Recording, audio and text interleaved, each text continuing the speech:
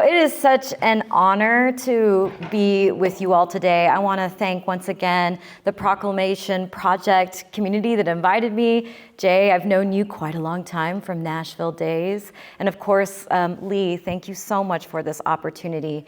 If you can't tell, I'm passionate about preachers, and I'm passionate about preaching. I've been preaching since I was 16 years old, and a mentor in the youth group said, you should tell your story and talk to your peers. And I was like, isn't that preaching? And they're like, yeah. And I was like, I don't know about that. Don't see that for me. And here I am now teaching and running the Pause Play Center for Preachers. So as Elizabeth hinted at, I am going to be sharing encouragement for you and guidance for you. That isn't just some tips and tricks about how to organize and form a sermon or preach without notes, but really to focus on what I do believe is the foundation of compelling preaching. How is it with your soul? And when was the last time you played? So here's, you heard a bit about me, and yeah, it's quite a long CV. So this is a real life picture of me in the wild. I don't know if you know what this creature is. Anyone know what this Jesus lizard? I heard it. What's the scientific name? If you look at the crown of its head, it's a basilisk lizard. But the thing about the Jesus Christ lizard is that it walks on water. Hence the name Jesus Christ lizard. Miraculously, when something comes to attack it, it moves its legs like this and it runs across the water and away from prey. And I have to admit something. I mean, you can maybe tell from my CV. I move through life quite a bit like this to get away from all of the things that are stressing me out. I am on the surface, surviving. Am I thriving? I don't know, maybe. But I'm getting by and I'm escaping from all of the chaos. And I feel like maybe it's just me. But in some cases, what I'm hearing in sermons, what I'm noticing in my students, are sermons that come from this posture of living in the world. Just trying to get by, stay busy, keep going, do the hustle culture, and not really taking time to sink below the surface. This is my question this morning. Who, what benefits if spiritual leaders, preachers, are too busy, too distracted, too overwhelmed to sink below the surface? My friend and colleague Tracy Howe asked this question at another Lilly conference that I was at. This is so much fun to be at all these preaching conferences earlier this year.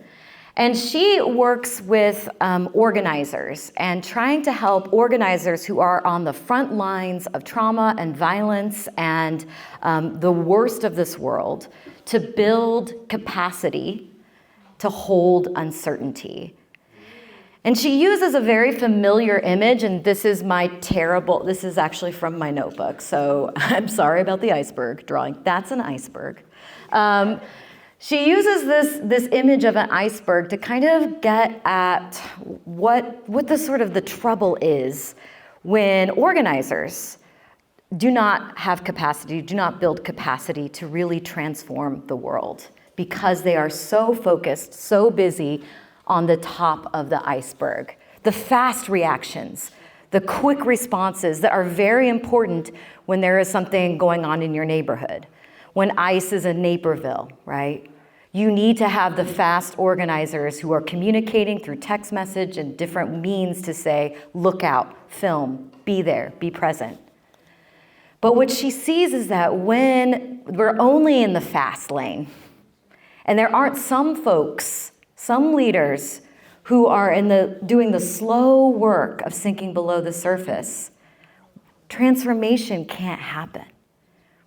It has to come from a different space that is slower, lifetime work that goes beneath the events, the programs, the systems, exposing some of the bias, right? The symbols and the culture in order to dream a new world and live into a new world.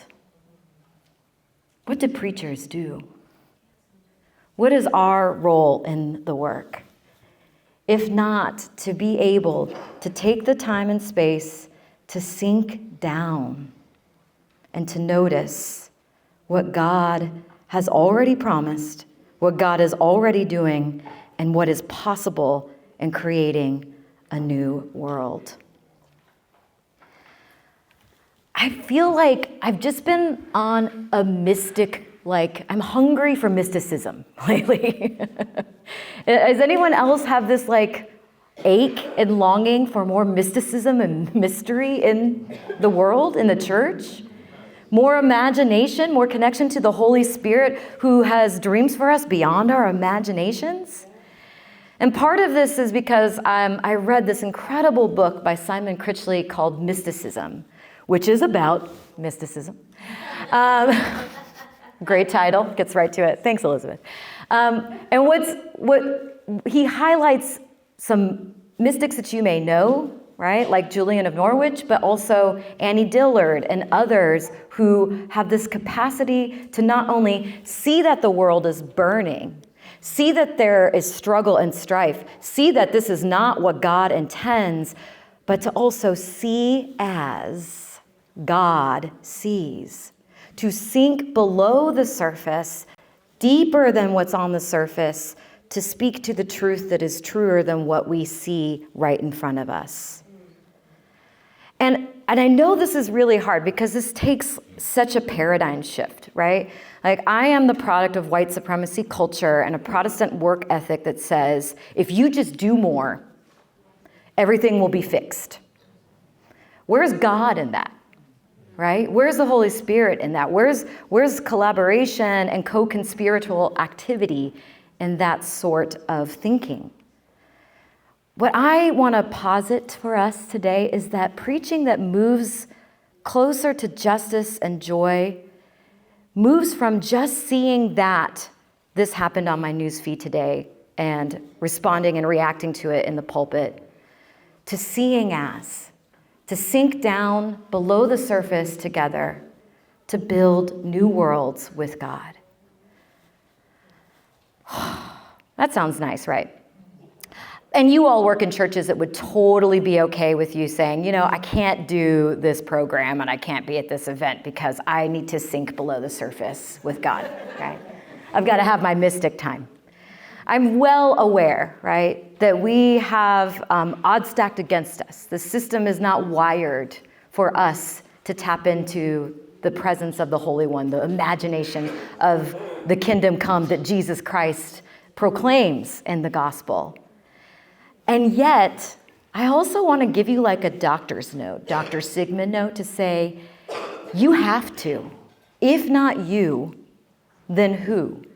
And who is benefiting from spiritual leaders who are too busy to sink below the surface, to be held by the hand of God, and to encounter the divine one who is speaking? This is the pause in the Pause Play Center. It's not cosplay, it's pause play. When I came up with that title, I didn't realize how often that might confuse people. But I'm inviting us to be a little more mystical in our preaching.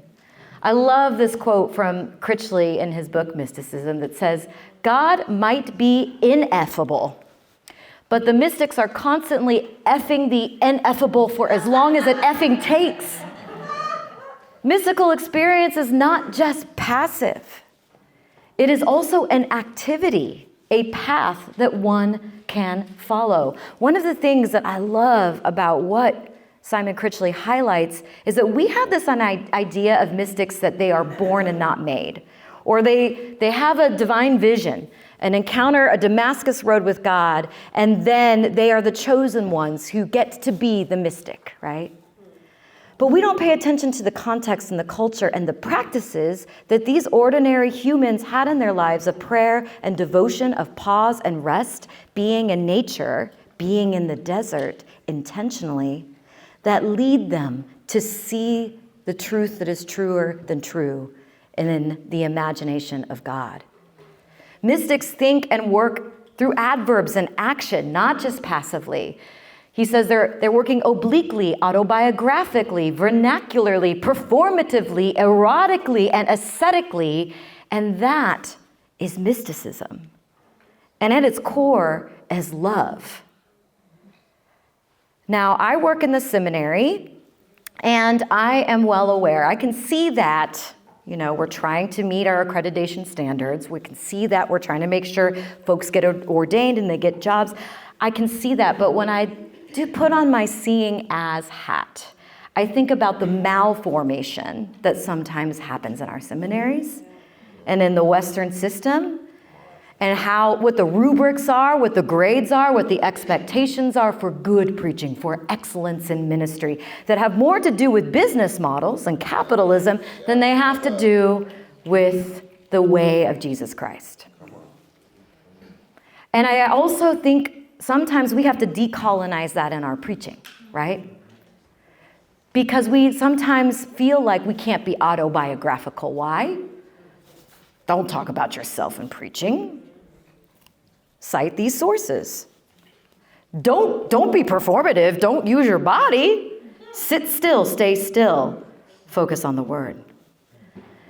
But the mystics know that encounters with the divine are embodied, and so too with our preaching. So instead of the preacher as Jesus Christ lizard, skimming the surface of the water, maybe let's embrace another image for the preaching life. And this is one of those images that I've carried with me for a long time of Mary's song from Loop Studio. And when I look into this image, I also hear the words of Marjorie Hewitt-Suhaki in the whispered word as she says, God chooses ordinary things for extraordinary events. And so that act of preaching, of struggling with the text, feeling the message, preaching the word, this mundane chore, this seemingly never-ending event, is today's equivalent of the stable, the manger. In and through preaching, God's revealed word in history is revealed yet again in our own time, time and time again. It's that slow work. It is that mundane work through our ordinary selves that is leading to extraordinary transformation. I want to bring in another conversation partner for this morning, and that is Adrienne Marie Brown and Emergent Strategy. I think those of you who know, I can hear you. I think we need to tap more into strategies for transformation that are sinking below the surface, that are down in the soil and the dirt and the roots of the world, rather than being tempted to go from the top down. And that's what the emergent strategy brings. And the wisdom that Marie Brown brings to you all this morning that I want to share are three particular points. The first one is this: small is all. Small is all. Embrace the power of the local. Again, this is not ignoring what's happening globally, ignoring what's happening in the world, but in this technoculture, the social media landscape, certain folks are using it intentionally to overwhelm and to freeze humans from resisting what's taking place. If our primary formation is doom scrolling, what will our preaching be? And let's think about our congregants, right? How many of them are in that world day after day? This is the world, the ecosystem they're thinking through and living in. And there's an overwhelm that takes place because you feel like you can't do it all, so you won't do it all, so I give up. But what Adrienne Marie Brown says in Emergent Strategy is that actually starting right where you are is all the difference in the world. It makes a difference to the world because we aren't isolated from one another. We live in a community and in a web that is connected.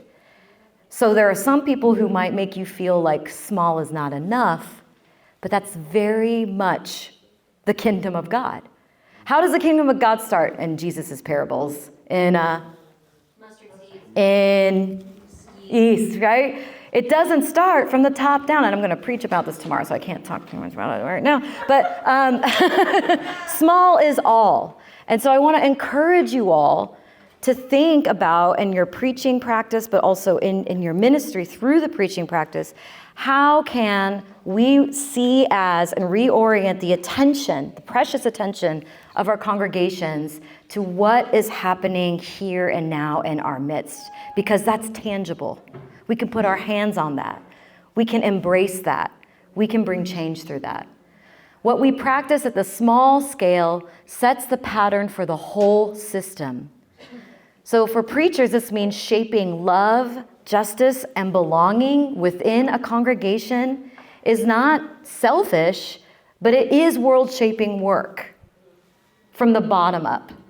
The local sermon, your pastoral visits, congregational meetings that are done with care and playfulness. These are microcosms of the just and peaceful world that we are trying to build in Jesus' name. When you cultivate justice and tenderness in your congregation, you're rehearsing God's world. 2, fractals and interdependence. See the whole in every part. Adrienne Marie Brown talks about fractals. They are the patterns of the universe that are repeated at scale. What we practice at the small scale reverberates to the largest scale. Fractals teach us that the local and the global are not separate. It's global. This is a global world that we are living in, especially at the tips of our fingers. And fractals help us to touch what is local because we are interdependent. As Brown says, we are learning to practice interdependence, acknowledging that what happens to you is happening to me. Brown highlights how emergence depends on relationship, cooperation, and trust. And I know so many of you, that's what you're doing, is you're building those relationships, you're cultivating that trust, not just within your congregation, but in your communities as well. And that is making a difference. It is making a difference, even when it feels like preaching to the wind, preaching in the wilderness. Your congregation, your home, is a fractal of God's justice and peace. How you live those values ripples outward in the world. The third and final piece I'll lift up from emergent strategy is, again, honoring the slow. I don't like the slow. I'm a Jesus lizard. I like things to get done fast. I'm an Enneagram 1 who's tightly wound, but transformation is slow work. Brown reminds us that change is constant, but it's not always visible. Transformation happens in ways that are emergent. They're unpredictable, they're also nonlinear, and often invisible in the moment.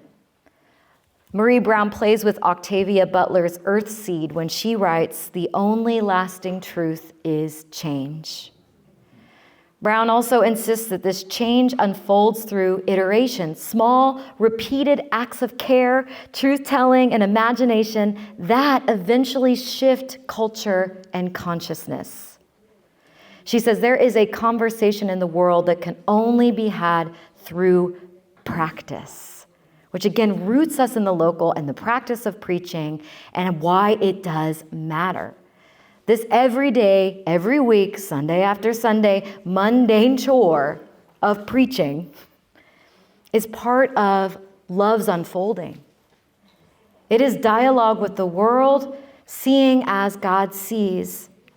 And while we may never see the full impact of our words in this lifetime, each time we preach love in a culture of fear, every time we model community and right relation in a world of isolation, we participate in the slow work of transformation. It is worth it. It is worth it. So part of our work is cultivating the capacity to pay attention. Pay attention to the local. Edward Foley writes a lovely book called Preaching as Paying Attention that has chapters on things like science and community and art, all of these ways in which God is speaking if we would only pay attention. Preaching is spiritual formation through local theological attention and reflection. But how often do we honor that local theological reflection and attention when our minds are distracted by other ongoing events? Attention is a pure form of love and care. To pay attention to someone, to pay attention to a creature, to pay attention to a tree, is to share the love of the Creator with the created. But we have to slow down in order to cultivate these practices. So one good thing about social media, I guess, is the algorithm. Ever since I started the Pause Play Center for Preachers, all of a sudden getting a bajillion suggested posts from other folks who are in this work of trying to resist hustle culture and slow down. And I have seen this particular one a bajillion times on my feed, which is a subversion, a remixing of ASAP. I was showing this slide to my daughter and she goes, "Mom, that is not what ASAP means." And I was like, "I know, baby, but I'm doing something creative here, okay? We don't want everything to be as soon as possible. There's too much of that in our life, and it's causing violence and harm. It's breaking our attention and our care and our love for one another and for the creation." So what if ASAP was reframed to mean moving as slow as possible? Can you do that today? Could you try that today? I think our schedule is very friendly in that we have opportunities to move slowly, some free spaces as well. But what does it look like to not rush from thing to thing? What does it look like to not let your brain be thinking about the very next thing that's on the schedule when you're in the midst of conversation with your neighbor? What does it mean when you're walking around these beautiful grounds to have your head up and down and not just in your phone? How do we move as slow as possible? And notice what happens in your body as you do that. There's also the invitation to move as soft as possible, to be gentle with yourself as well as with others, to move as soulful as possible, to move from this center of your soul instead of letting mind take over. And our culture, how about moving as sustainably as possible? Well, we are not doing well on that on a macro scale as well as a micro scale, right? This is what I'm seeing in my students and in clergy with burnout. You are not moving. We are not moving at a sustainable pace. Who benefits when spiritual leaders burn out and drop out instead of staying with? As sincere as possible, as steady as possible, allowing space and pause. So you're getting like early stages of my next book that I'm working on. So I'm testing these things out with you all. Thank you. Writing is a slow process because it's thinking, it's noticing, it's paying attention. But I've been playing with this acronym because I love an acronym. For slower preaching. Because it's not just that we are running around like Jesus lizards. I mean, how many of the best of our congregations are also moving at that pace? The ones that were like, oh, they do everything, they show up for everything. But just as it's not always sustainable for us to be moving in that hustle, God knows it's not also sustainable for them, right? We all have to move at a different place. And when folks are sitting in the pews or in chairs or hanging out and listening to us preach, again, the folks who are in our spaces have a different neuro map and mind than they had 20 years ago because of social media. They are overwhelmed. They have a very hard time paying attention. Things are, they're used to just a few quick seconds and then out, and not really going slow and sinking down into their thoughts and their feeling their feels, as we talked about last night at dinner. So how can our sermon on the structural scale and also in the week by week scale not only slow us down, but help our congregants to slow down and also sink below and get in touch with God and have a theological reflection on what's happening in the world instead of just the information regurgitation? Well, the first is S, a suggestion to simplify and structure. Now, my students, they resist me on this, and you all have been at it for a long time, but I really do think that if we create some containers and structures for our sermon life, then we won't be running Sunday to Sunday like the Jesus Christ lizard. Coming up, what am I preaching next Sunday? I do not know. Lectionary, tell me what I'm doing. So that it's kind of counterintuitive, but in order to slow down Sunday to Sunday, we have to be looking out at the long term. It actually does help us. And we are building and, accumulating that wisdom over time instead of just dumping, running. So seasons are natural containers for that, of course, liturgical year, but also whatever the seasons are in your context and in your church calendar, which isn't always exactly the RCLs, the Revised Common Lectionaries calendar. But how do you structure it so that there is at least 4 to 6 weeks where a community is focusing just on one theme? We can't take in much more. You might feel like you're repeating yourself over and over again, but it needs to be repeated because these brains are not absorbing like they used to information. All right, they're overwhelmed. So there's nothing wrong with sitting and steeping for a longer time in one theme. And another thing that I'm encouraging you all to consider is that our folks don't really know the Bible, right, very well. So the lectionary doesn't really help us with that Revised Common Lectionary because we're hopping like bunnies all over the place, and folks are getting confused. They're getting confused. So what if you dwell in one book for 4 to 6 weeks? What if you are really dwelling in one place to help folks really come to know the message, the people, our ancestors, the culture that is in that beautiful container of an epistle or of a prophet, so that we get to really know them and spend time with them? And listen, that's actually that's less work for you. That's fewer commentaries for you. That's less work for you. And who is it that tells you if you're not doing more, it's not better? What voice is that?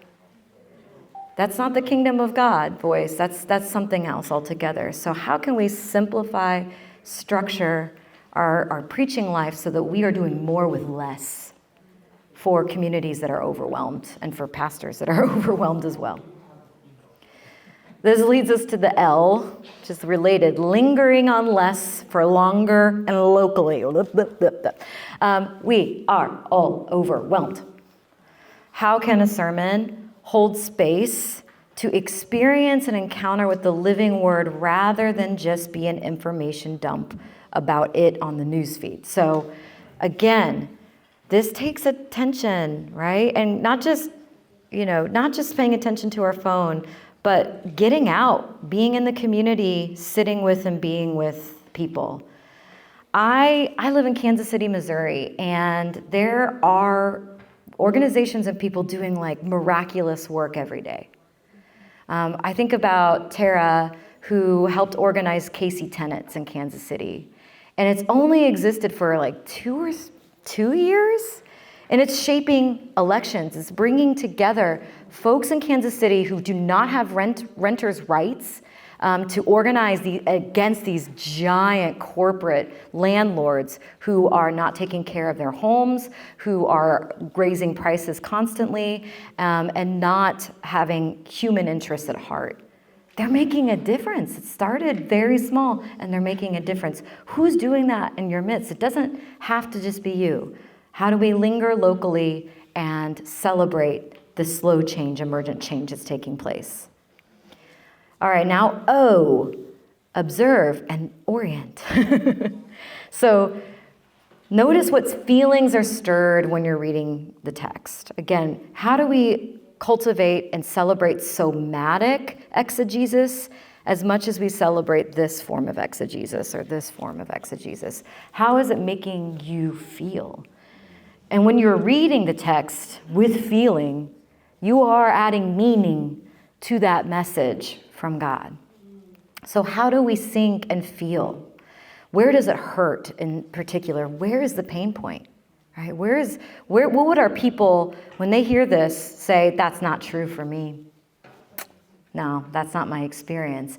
And that is where we go, like go in that direction and bring God into it where the pain point is. Healing can help us reorient, right? And again, trying to touch a community with our own hands to say, look at this. We can do this. We can be part of this. This change is taking place. So redirect and orient folks to the good news happening in your midst. And then W is wonder and witness. And this is the last piece I'm going to share before we go into our break, is cultivating disciplines of micro pauses that help us to sink down, open us to awe and mystery, and fill our creative buckets so that we are reoriented to the truth of the gospel, like our preacher said last night, that is not found on the paths of Rome. It's an alternative world order. What I want to remind you, and what I tell my folks too in the cohort, is that a slow preaching orientation does not require more hours in a day. Again, it's doing less with more intention and attention. Not scrolling through moments or flipping back and forth between tabs to write a sermon, but lingering, noticing, and listening to the Holy One in our sermon preparation. And of course, the fruit of the Spirit that emerges from a slow orientation is love, joy, peace, patience, kindness, goodness, gentleness, faithfulness, and self-control. So let's look at some of these practices that help us sink before I run out of time. All right. So one of the things, you're all here. Congratulations. You're here for a macro pause. You did it. Like so many of our colleagues do not get opportunities for macro pause. And again, our systems are working against us. It's harder to be able to take a sabbatical. It's more costly to be able to take a vacation. But here's the thing. I think we get so focused on these macro pauses that we work ourselves to death to get to that we don't realize how fruitful micro pauses are in keeping us going and making preaching life sustainable. So I know a lot of folks who get really stressed out about, I can't preserve a day of Sabbath. Does anyone else in this room feel that? Like you cannot, like I cannot, oh wow. I won't call out who raised their hand. All the rest of you, congratulations on having a day of Sabbath. To the one who raised their hand, I see you, I feel you. But the thing is that you don't have to block it off into one day, right? It doesn't have to be that way. You can find different ways to structure Sabbath and pause and rest and every day instead of waiting until Friday comes and then being like, oh my God, I am done. Also, Sabbaths that are periods of weeks and months away, it's harder to get to them before, and vacations and retreats. So let's go to the micropause instead. So micropause is moving at a sustainable pace as a preacher, moving as slowly as possible, soulfully as possible throughout your day, and letting gifts of rest accumulate through your days.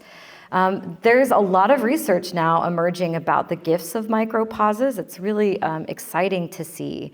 But even micro moments of positivity, as Dr. Barbara Fredrickson says, are nutrients for psychological health and growth.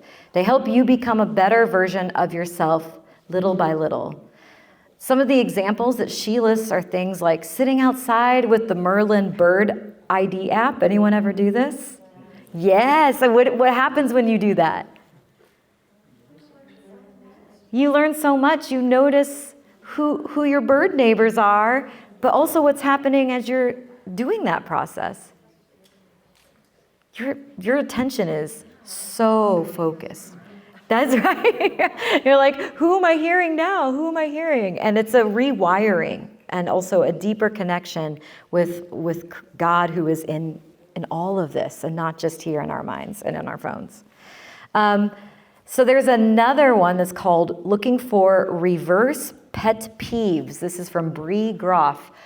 Anyone think they know what a reverse pet peeve might be? Yeah, what is it? Things you just love. Okay, so when we were looking at the iceberg earlier, the thing about the way our bodies are wired is we are wired like the Jesus Christ lizard. Like, we respond and react more quickly to the negative, to the threats, to the fear. It organizes our lives more powerfully and instinctually than joy does.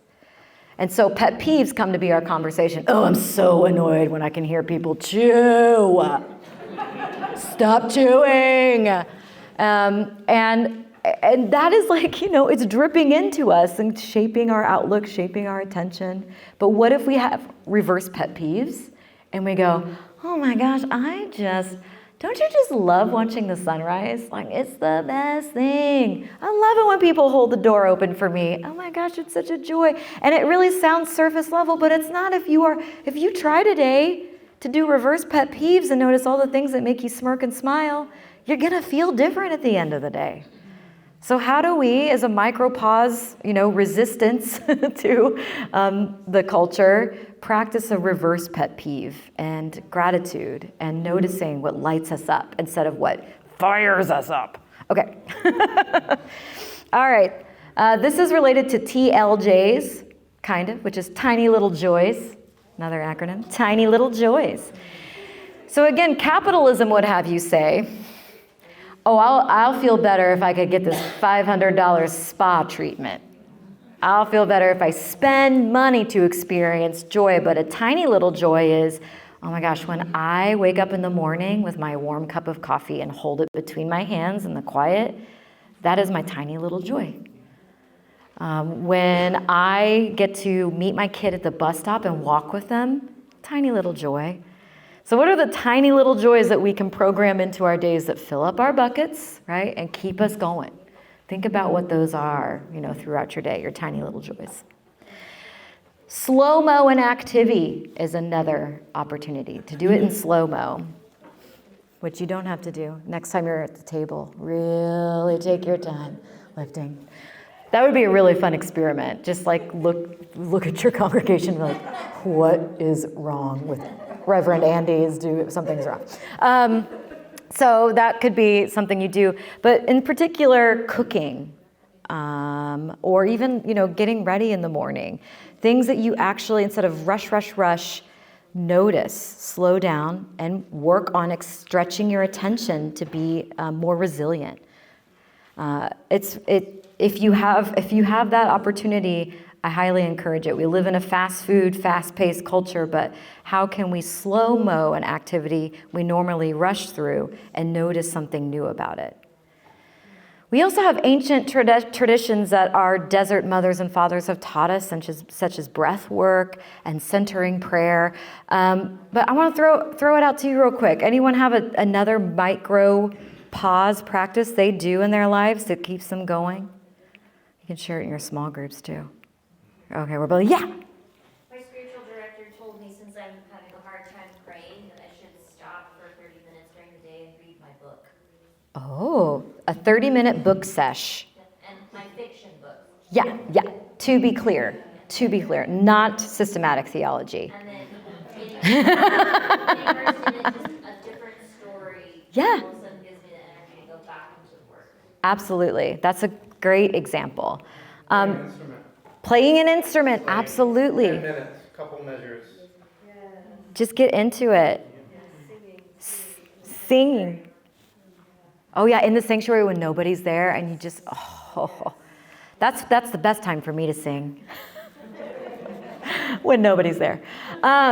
So those are wonderful examples, and I hope you'll share some more in your small group discussion as well. One thing that my pause play folks know is that I have a 30-second dance party button in my home and in my office. Anyone heard of the 30-second dance party? I meant to bring it, I forgot it. But it is just what it is. You slam it, and my girls know, like, if we're feeling anxious and we're kind of feeling stuck, someone can just walk into the family room and hit it. And for 30 seconds, like, everybody runs in, drops what they're doing, and just dances to the beat. And it's just 30 seconds. But if you're in your 40s, you might and older, you might go, wow, 30 seconds of dancing is more challenging than I thought it would be. But again, it is rewiring you. It is presencing you. It is shaking up built up tension and pressure and helping you to sustain this hard, holy work of paying attention to the world and to what God is doing. All right, so in the pause play cohort, Elizabeth, we just finished The Artist's Way. Anyone done Julie Cameron's The Artist's Way? That's what launches us into the year-long cohort of the Pause Play Center. And this practice started for me when I was teaching 4 years ago, and I was noticing that so many students, none of you, were plagiarizing sermons and really feeling, again, malformation, just too insecure to trust themselves as preachers. And to me, that's goes back to art and creativity. They don't trust their inner artist and their inner child. And so instead of taking punitive approaches, we need to get to the solution at the deeper level, and that's teaching people to believe you're creative, to believe that you have something to say that the world needs to hear through you only, and not to copy, as another preacher said last night, copy anybody else, because it's you that God wants to speak through. And so the Artist's Way is a 12-week curriculum that helps you to recover from that imposter syndrome, recover from harm that may have come to you and your creative self in the past from people judging your work or shutting down your creative impulses, including the way you preach uniquely. And so there are a couple of micro pauses that are in this curriculum that I also wanted to lift up before we close. One is morning pages, Elizabeth. Unfortunately, they're great. So Elizabeth says, unfortunately, they're great. There are always about two kind of polls every time I've done this. I've done this with students 4 or 5 times. There are those who are like, I'm already a journaler. I love journaling every morning, so I will ace the morning pages, which is writing 3 pages nonstop freehand when you wake up in the morning, and just letting out whatever's in you, just let it out into the world. And there are those who are like, no, I am not a morning page person. I'm not a morning person. I hate journaling. I will not do it. And somehow they meet in the middle, and by week 11, maybe they realize, oh man, this is working. It's like, dang it. And it's hard to explain how it's working. It's just another means of paying attention, like pausing in the morning before you rush into the day to pay attention to what's stirring in you, the feelings that are in you, what God is working on in your spirit and in your soul, and just getting it into the page, or just venting, or just complaining for 3 solid pages. It's not for anyone's eyes but your own, but it's a micro pause in the morning before you rush into the world as a basilisk lizard. Then there's also artist dates. This is the final one I'll talk about. And artist dates, again, I believe preaching is an art. This is an art form. It's more poem than it is anything else, right? And so if we are trying to help people see God's world through images, we also need to be filling that art bucket up somehow. And that's what artist dates are. It's an opportunity to just go and pay attention to something beautiful once a week. To go to the Nelson Atkins Art Museum in Kansas City, which is free and a gift, and just explore one wing as intentionally as you can, even for 30 minutes, right? It doesn't have to be a day, but it just needs to be a chunk of time where you're paying attention and giving yourself an artist date to be inspired again. It could be listening to some of your colleagues preach and being inspired by them, but I also caution, don't then try to imitate them, right?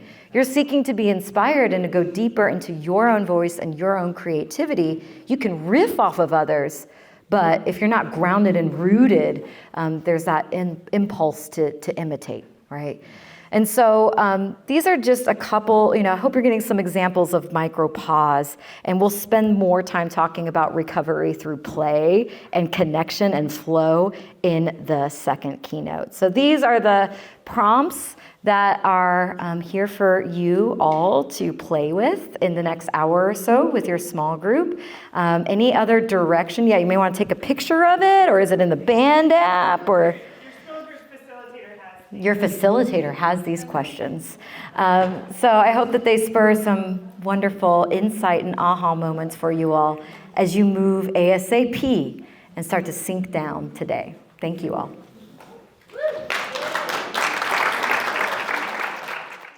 How many of you would say, like, you've got a good relationship with play right now?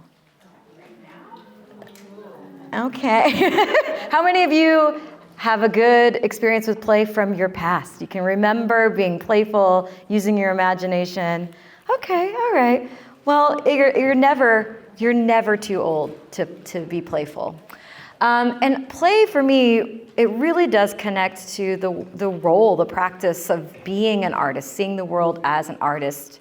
This might be because I was raised by an artist myself. My mom worked for Hallmark Cards back in the day. That's what brought us to Kansas City. And so, and her studio was this wild, quirky, colorful space where there was always a project drafted on the table.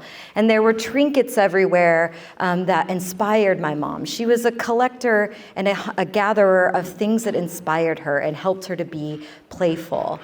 And when I think about our work as preachers, I wonder about, what do our spaces of sermon preparation look like? Are they studio-like spaces where we are inspired, where we feel like we can play, where there are things that bring us back to memories of, for me, watching Pee-wee's Playhouse and all of those weird things? Like that's what my mom has in her studio. But I don't know. In the next 30 minutes or so, let's imagine that preachers are artists, and where you prepare your sermon is your studio. And you get to choose what sort of materials that you bring in there. And I also say this because I've been really inspired by the work of Yumi Sakagawa. She is very present on social media and has written many books about the discipline of being an artist, the practices that make an artist an artist. Just like I said with mysticism, there are practices, right, that we can take on that make us mystical. Artists have certain practices too that help them to lean into their craft. And she talks about the role of the artist as being filling in the gaps that institutions and power structures of dominant culture overlook or deliberately avoid. An artist brings truth when there are lies or silence. An artist brings care when there is neglect. An artist brings radical imagination where there is stagnation, dead ends, we've tried that before, it didn't work, and repetition of oppression. An artist brings liberation where there is oppression, and connectivity where there is isolation. An artist brings hope where there is despair, and salve for wounds, and acknowledgement for those who feel unseen. Is it any wonder that in this country, the institutions that are being defunded and canceled and pushed aside connect to the arts, to comedy, to creativity and music? There's something dangerous about art because it names those things that institutions and power structures of dominance overlook, and intentionally avoid. The preacher, as artist, is fostering truth in community through caring presence and attention, especially for those who feel unseen and whose stories and humanity is not being celebrated. With this framework in mind, I've reapproached the Gospels, and I see now, I can't help but see my new hermeneutic is that Jesus is an artist. Jesus is doing these things in his work.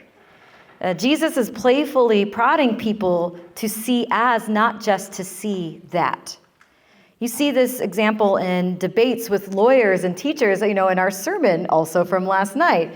Healing on the Sabbath? Well, what is the Sabbath for? Why did God make the Sabbath? And what are you trying to frame it as? Jesus, as an artist, a performance artist, is interrogating the dominant culture. Jesus uses parables, which are like, what? You try to clean it up and make it tidy and easily understandable, and then you've demystified the art form. Parables utilize radical imagination, obliquely and playfully speaking truth to powers right in their face. Jesus is an artist, and the Gospels testify to Jesus' practices of physical, spiritual, and social rest, as well as play throughout. I was listening to Adrienne Marie Brown on her podcast earlier this week, and she was talking to a writer and somebody who's been working in justice movements for decades, if not half a century. And when she talks about her writing process, she says, you know what it's like to be a writer, right? Like when somebody calls and they ask what you're doing, you say, I'm writing, but that might include that you're laying in your bed with your eyes closed, thinking, dreaming, wondering. Writing is not something you just push a button and out comes the sermon.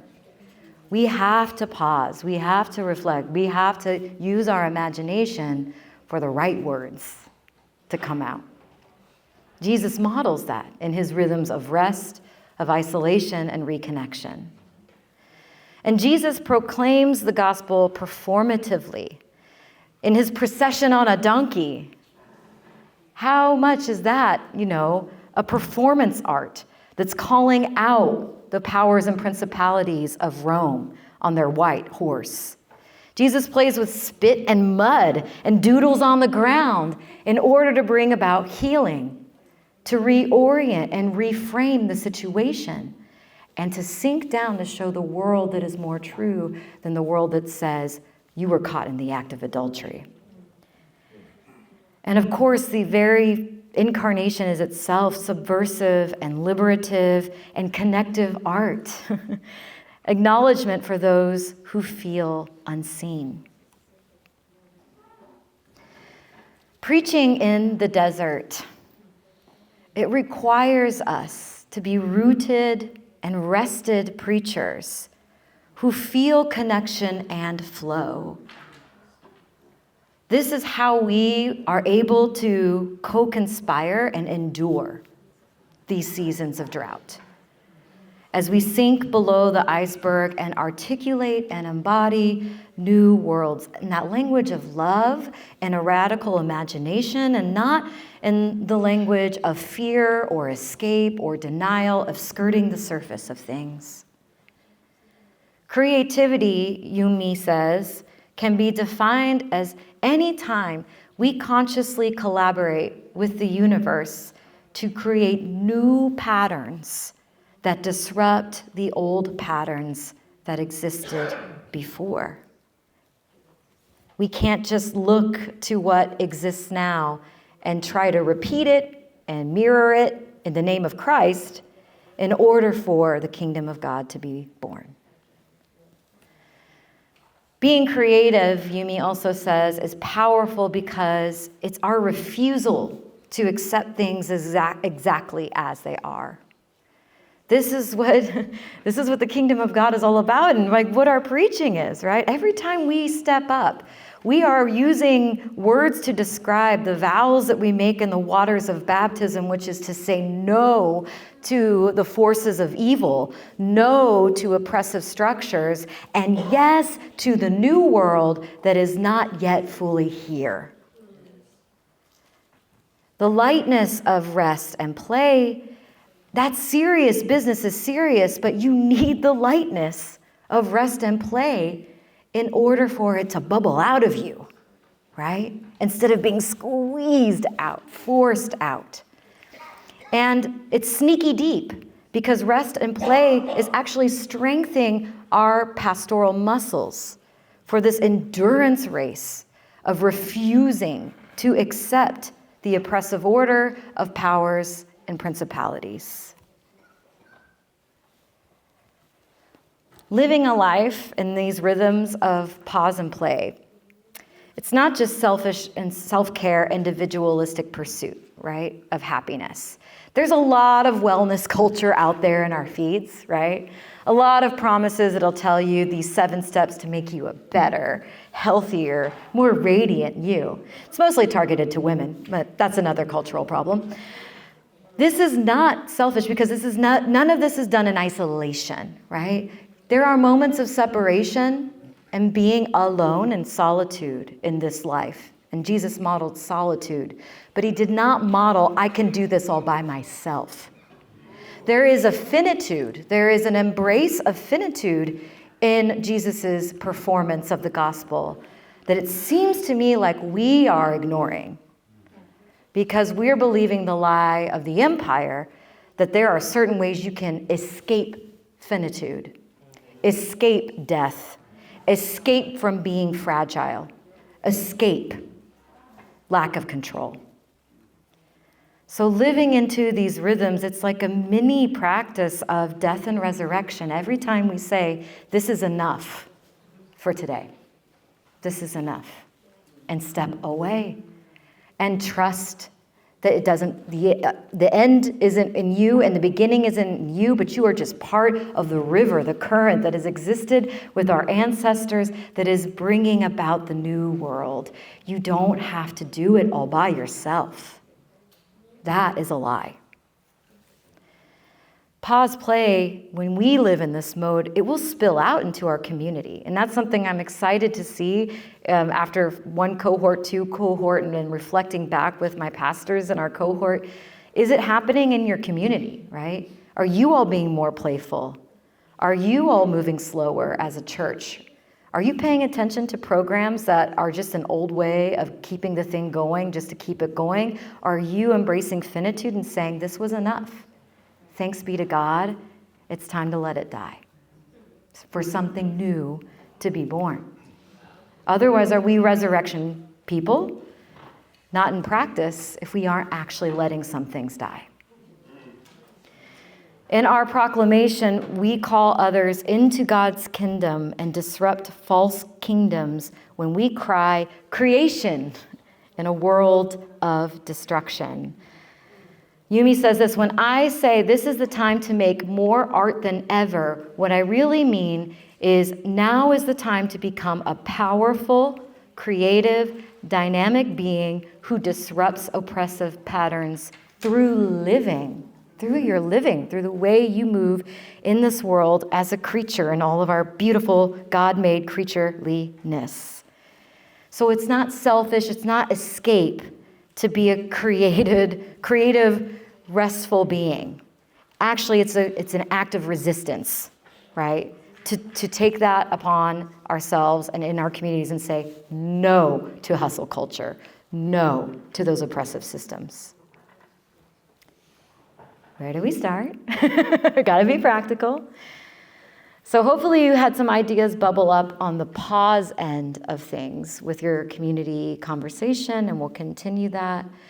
But the other piece of this, as Elizabeth mentioned in her introduction, is tapping back into that inner child who feels okay with just playing and trying something and messing up and starting over again, who's who will build a beautiful, intricate tower, and the parent says, oh, no, no, no, no, no, no, like just leave it as it is. And they just gleefully kick it over because they're ready to just start again.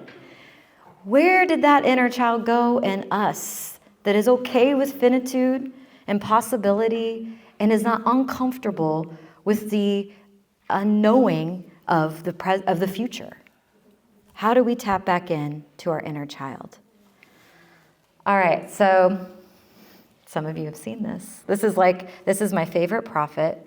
I have to switch my view here for a minute because it wasn't embedding. But we're going to hear from a 96-year-old about the wisdom that she has learned in her life, and all of it rooting back to really meeting and embracing that inner child and teaching us that it's never, never too late to do so.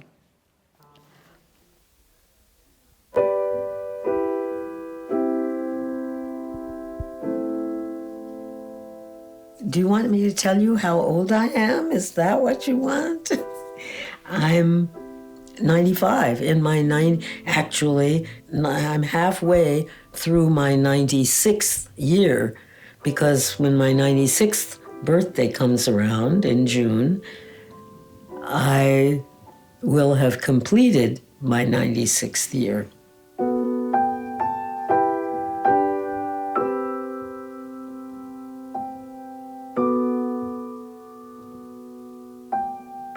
What do I love most about being in my body now?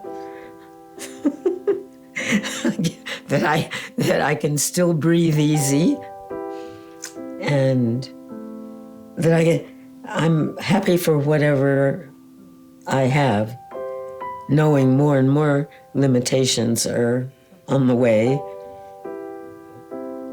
and more mobility is on the way out.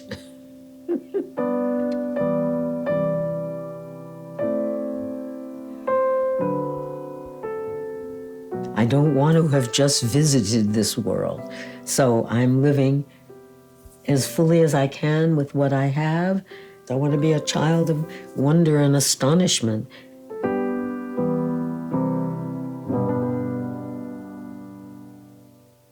I'm having my second childhood now, my happy childhood. I had a miserable childhood. I did not enjoy being a child. I was always the outsider. I was always pointed at. I always felt terribly self-conscious.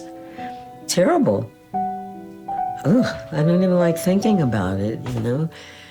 So I have fun now. I'm enjoying my childhood, finally.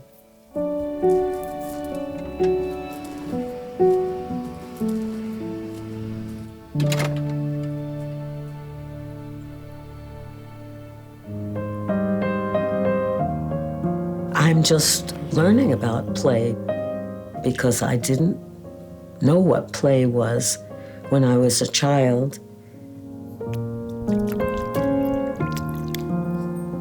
I think play means exploring, experimenting, being curious, looking, seeing, being in the body, being alive, not being afraid. Free.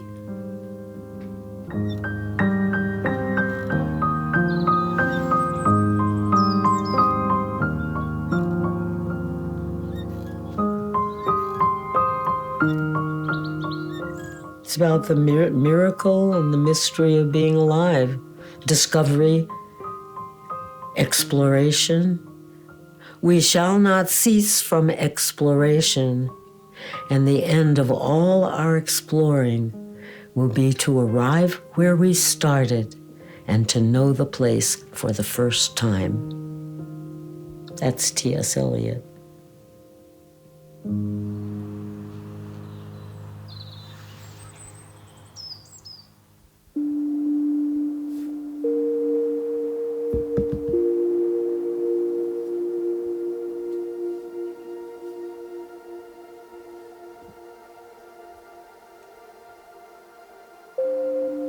I had cancer once, and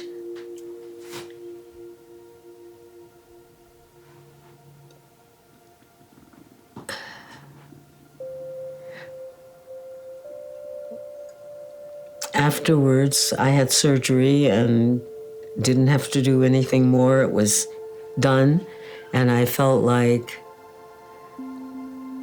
I had to give myself a reason to that I was spared, that I got my life back.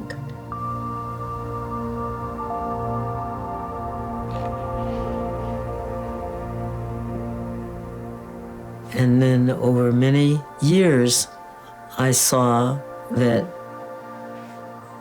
I had something to give, just my light, something ineffable that I don't know.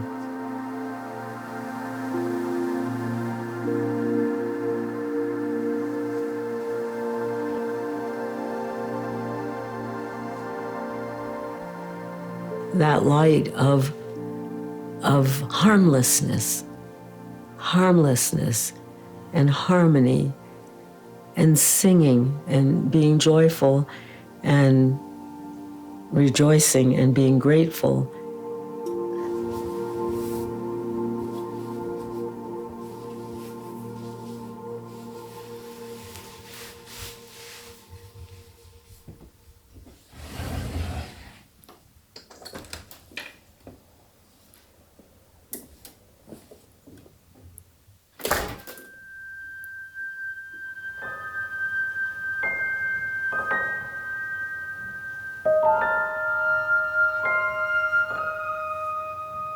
We're here to experience the wonder of being in a body, to know that we are each other, that we're the same. We're made of all the same stuff. Scientific words, neurons, protons, cells, molecules. We're part of the whole thing. We're little bits of stars. We're dust. It's like we're the great kaleidoscope, all little pieces, but every time you turn it, it's different. So you and I are exactly made up of exactly the same stuff, but every one is unique. There's only one in all the world. And the same with every petal of a pansy. Everywhere I look, I see another little version of myself. If there were a person in every little section, that would be another version of myself.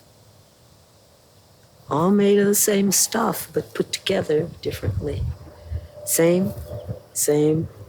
You and I are same, and different. Same, and different. I'm the same as the tree, and different. I'm the same as the garbage heap over there, the compost pile. I am definitely part of the compost pile on my way out. I'm the star thistle, and the grass, and the dirt, and the black ant climbing the mile-high hill.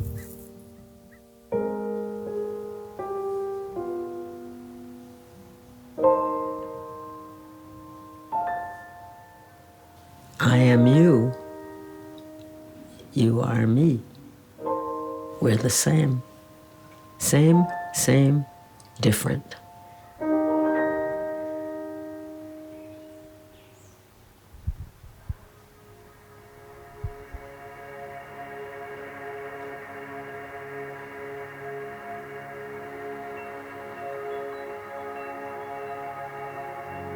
I am very much at this time contemplating not being here, contemplating my death.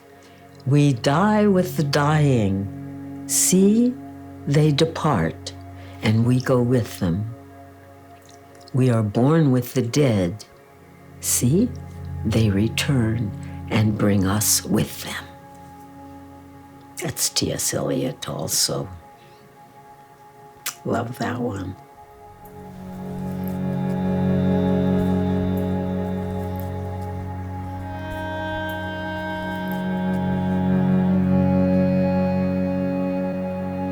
I'm hoping my prayer is to go as gently as much aware of my self leaving with gratitude and joy and the satisfaction. I'm done. I'm out of here. And it's okay. It's all such a mystery. Then, thanks. I want to say thanks. And I'm grateful. Not try to figure anything out or understand it, but just be in awe.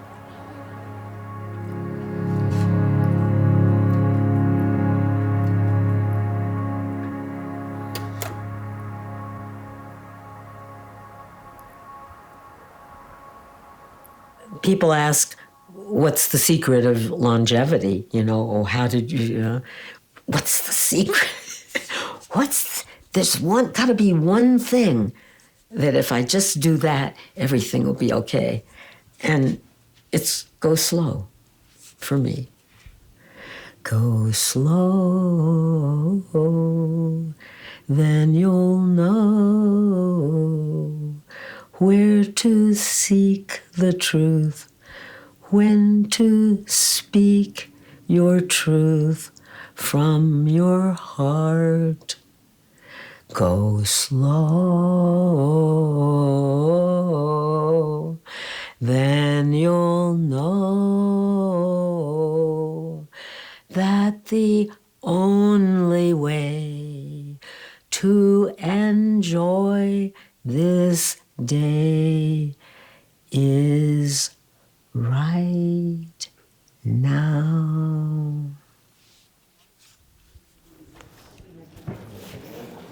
Thank you so much for your time, and a special thank you to all of you on Patreon who help us to make. That's a sermon. It gets me every single time. And there's something just about listening and watching her move, truly going slowly and gently through her day. Her embracing these seasons of death, of coming face to face with her ending, and still standing up again as she is able and entering into the world with playfulness and attention and intention. I like to call her Helen. I call her Helen. Helen's my teacher here. She's not the only one who invites us to be like children, of course. We've all preached these sermons. There are different ways to interpret what Jesus says when Jesus says, be like children, be like these. But I like to think about this humbling as being related to pausing and playing. Being a kid who knows or is told and pays attention to the fact that you need a nap right now. You need to get your wiggles out right now. Yes, you can move in this space and do that. Well, I'd never noticed that before. You're right. I've never seen that before when I look at that tree. To be like children is to tap into that playfulness, that flexibility that still exists prior to the oppressive forces that wire our brains into thinking there is no hope, it's only despair, and we're all fighting for control. And we are not same, different. We're just different, and different is a problem. A child doesn't see it that way. How can we be like children? Now, one of the healing points that we can embrace is something that already happens in other parts of the world. And it's a thing called social prescribing. Has anyone heard of social prescribing before? What? Okay, well, in England and Canada and Australia and different countries throughout the world, doctors have realized that medicine only does so much when it comes to healing. And that if you actually listen to a person, where their pain point really is that they are disconnected and isolated from community and from themselves. And so there are doctors and structures that exist, like in England, where people, their whole job is to listen to another person. What did you do as a child? What brings you joy? When do you feel flow?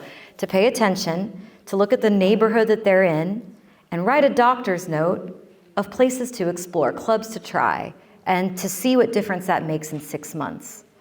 And wouldn't you know, the science shows that is bringing healing and transformation in people's lives.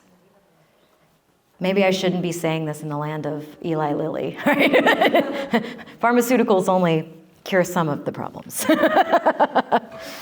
But we can also create habits like pause and play and connection that help us to heal, not just as individuals, but as communities, as we resist the toxicity of this American capitalistic culture. And Julia Hotz has a whole book about this called The Connection Cure. Has anyone read this? Oh, you're going to have so many fun books to read later on? Okay. But she talks about 5 core habits: movement, nature, art, service, and belonging. And y'all, how many of those are related to the church? But we haven't proclaimed and named the fact that the church brings about curing beyond, saving your soul. We have movement. We could do better with embracing and moving about in nature like we are here. We have art. We are in the business of service. And we certainly are in the business of belonging. And that is a cure. It's vital for rekindling play, meaningful connection, and particularly for those facing stress or burnout, including yourselves and your congregants who are like, we're just tired. We can't do this anymore. What difference does it make? So Hotz's research affirms that when people reconnect with what once gave them joy and meaning as children, or if they never, like Helen did, never had a joyful experience, discovering it now, it's not too late. When you reconnect with that, your sense of health and wholeness improves. And also that means we can be sustained in the work of resisting the powers that be. So some of these practices that bring about resilience in drought and in wilderness and desert. She brings up these steps for trying to connect with what lights you up, what brings you joy. I don't have time to spend on this too much right now as I'm looking at the clock. But again, you will have the opportunity to stew on this later as you wish, if you want to or not. And you can read this book for yourself if you'd like, and even think about a sermon series where you celebrate these core capacities and point out how Christians have been about that work for 2,000 years, right? And how we have failed and how we have come up short as well. So all of it does relate to listening to your inner child and thinking about social prescribing. Okay, all right. I'm moving slow, but also doing more with less. All right. Art, play, and creativity, it lets out that nervous energy when we have the wiggles, and it brings beauty into the midst of uncertainty. The thing I love about Helen is she says multiple times, like, it's a mystery. I don't know. I'm more like that compost garbage heap over there than not like it, but it's okay. And why is it okay? She's grounded and rooted in her body and in creation. I don't know if she herself is a Christian, but she certainly seems to have a sense of who the Holy One is and how beautifully and wonderfully made creation is.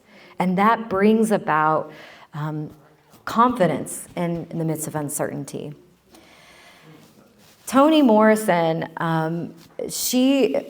Toni Morrison is really awesome. And talk about someone who embodies the power of art and creativity as being prophetic and transformative.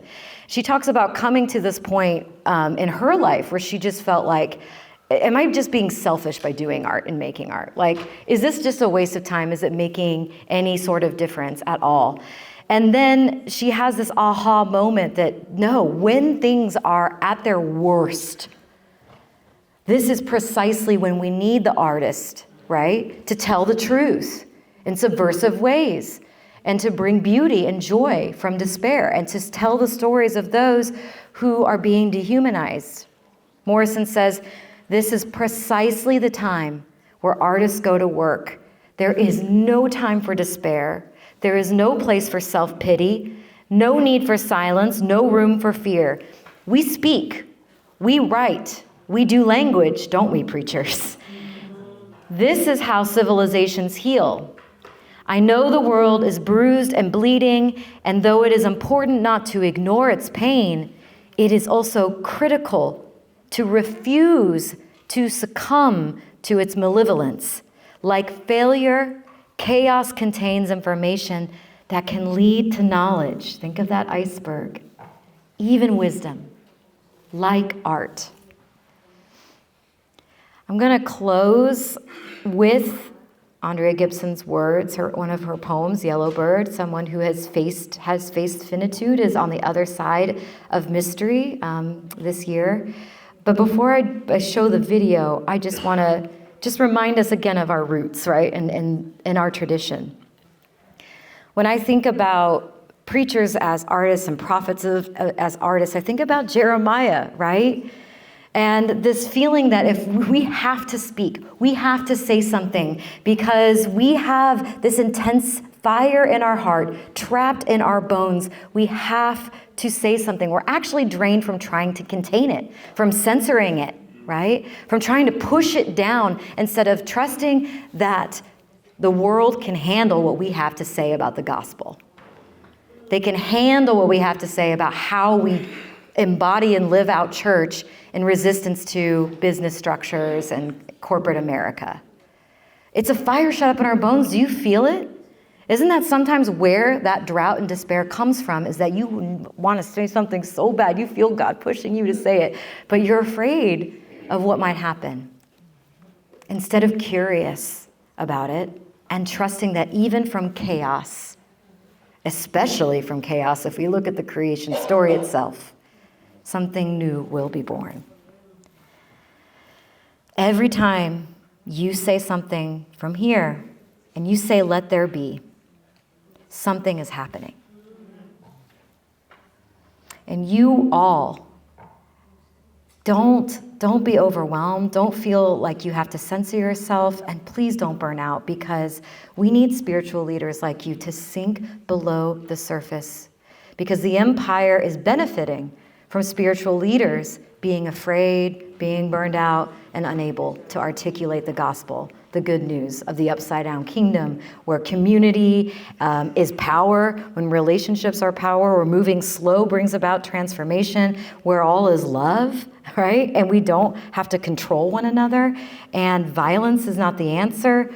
All of that comes about when we get to sink below the surface, preacher artists. All right, now I'm going to give the mic over to our poet, and that will be the end of my keynotes with you all. It's been a joy. There's the bell. So we'll listen briefly to Yellowbird. Hi, friends. Hello. I'm here to share a poem with you today called Yellowbird, which is a celebration of art in a very old book of mine, or not very, but pretty old. It's called The Madness Space. I don't know how old I was when I wrote this poem. I feel like I was quite young. Here we go. The beginning is really fun. My Uncle Billy is a leading Little Debbie snack cake salesman in all of North America. From Vancouver, British Columbia to Miami, Florida, nobody sells more fudge rounds, Swiss rolls, or nutty bars than him. My grandmother is incredibly proud of this fact. She tells it to strangers, to the prospective husbands of my cousins, to the clerk at the drugstore. She whispers it in church. Did you hear about Billy? Yeah, he's the leading Little Debbie snack cake salesman in all of North America. And I will never write a poem that will ever come close to matching the grandeur of that. So you won the Nobel Prize, did you? That's nice. Did you hear Billy put 600 cream pies in the rack of the IGA, and in 3 days that rack was frickin' empty? I miss my hometown so much. Why is art the first class to be dropped by any public school? Why are music rooms empty in junior highs from New York City to Nashville, Tennessee? How are we cool getting all of our music for free while filling our tanks with infinite gallons of gas? Like wars are worth funding, but art isn't. Our culture is a prison, and the only one with the key is little Emmy Jones, covering every inch of her standardized test with the best number 2 pencil version of A Starry Night anyone has ever seen, and yes, there is a hummingbird in her chest. Its wings are beating 80 times a second for the second it takes you and I to see that Dr. King did not write a speech called I Have a Dream. He wrote a poem called I Have a Dream. I don't know if God will ever have a Purple Heart, but I know we have a bow we could pull above the strings of a combat boot and make it sing like the voice of a 7-year-old boy staring down the barrels of apartheid's loaded guns, screaming for the right to write stories in his mother's tongue. Point me in the direction of glory. I will run towards a tiny hand in the most wounded corner of Palestine, dipping a brush into a can of yellow paint to paint a feather on a wing on a wall that is so tall only yellow birds can escape. But when they do, they carry the hearts of children on their backs. And when their wings flap, they make the sound of anthems being replaced with sky. We are growing our future with every borrowed pen. I pray tonight we will write a rain that will fall like the tears at Folsom Prison, the day Johnny Cash smashed his guitar over apathy's head, the way Frida Kahlo, in the prison of her own body, had whole years when she could paint nothing but red, but she painted through the bars and the locked cells of her pores, the same way saxophones in New Orleans played music underwater, knowing some of those notes would rise up to the air, carrying people and hope to shore. I don't worship steeples, but I believe in the stained glass and every key on every organ that is desperate for light, because we are desperate for life, for the sight of a captivated audience, refusing to be held captive in the thought that they can only listen and watch. Picasso said he'd paint with his own wet tongue on the dusty floor of a jail cell if he had to. We have to create. It is the only thing louder than destruction. It is the only chance the bars are going to break. Our hands full of color, reaching towards the sky, a brushstroke in the dark.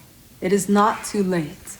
That starry night is not yet dry.